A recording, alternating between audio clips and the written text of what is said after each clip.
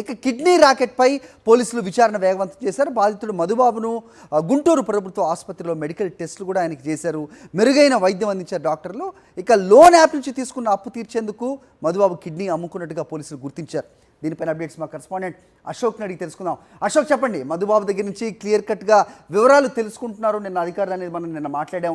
ఏ అంశాలు వెలుగులోకి వచ్చాయి? మొత్తానికి దళారులు మధ్యలో ఎవరు ఎంత నొక్కేశారు? ఆయనకి ₹1,20,000 రూపాయలు మాత్రమే ఇచ్చారు, 30 లక్షలకు డీల్ కుదుర్చుకున్నారని కూడా మాట్లాడారు కదా. సో దాంతో బయటకు వచ్చిన ఈ మొత్తం డొంకలో ఇంకా ఎవరెవరు ఉన్నారు?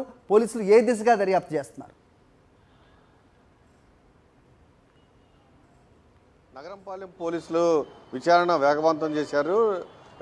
మధుబాబుకి కొంత అస్వస్థతగా ఉండటంతో ఆయన్ను హాస్పిటల్కి తరలించారు. నిన్న హాస్పిటల్కి తరలించి ఆయనకు మెరుగైన ట్రీట్మెంట్ అందించడంతో పాటు వైద్య పరీక్షలు కూడా నిర్వహించారు. రాత్రి అతన్ని ఇంటికి పంపించేశారు. అయితే నిన్న పోలీసుల విచారణలో మధుబాబు కొన్ని కీలకమైన అంశాలను ప్రస్తావించాడు. అంశాలను పోలీసుల దృష్టికి తీసుకువచ్చారు. వాటిని బేస్ చేసుకునే విచారణ కొనసాగుతోంది. అయితే నెలకి దాదాపు 15కు పైగా విజయ సూపర్ స్పెషాలిటీలో కిడ్నీల మార్పిడి జరుగుతుంది. అందులో సగానికి పైగా బయట నుంచి తీసుకున్న, అంటే అమ్ముకున్న కిడ్నీలకు మాత్రమే అక్కడ కిడ్నీ మార్పిడి జరుగుతుంది అనే విషయాన్ని చాలా స్పష్టంగా చెప్పారు. దాంతోపాటు ఒక మహిళకు కూడా కిడ్నీ ఆపరేషన్ జరిగింది. అలానే ఆమెకు 18 లక్షలు కూడా ఇచ్చారన్న విషయాన్ని పోలీసుల దృష్టికి తీసుకువచ్చారు.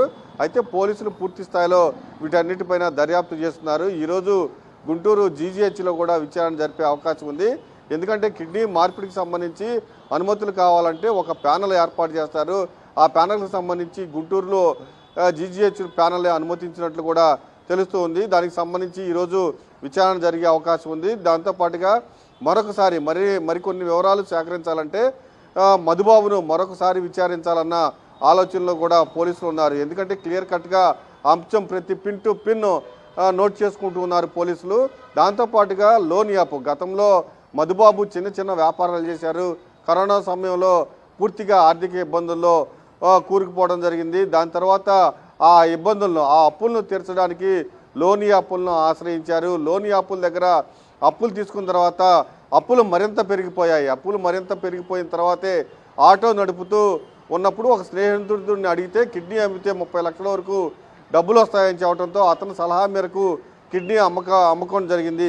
ఈ వ్యవహారాన్ని మొత్తాన్ని పిన్ టు పిన్ విచారణ చేస్తున్నారు. పూర్తి స్థాయిలో అయితే ఈరోజు విచారణ అయితే కొనసాగుతూ ఉంది. హరి. ఓకే అశోక్.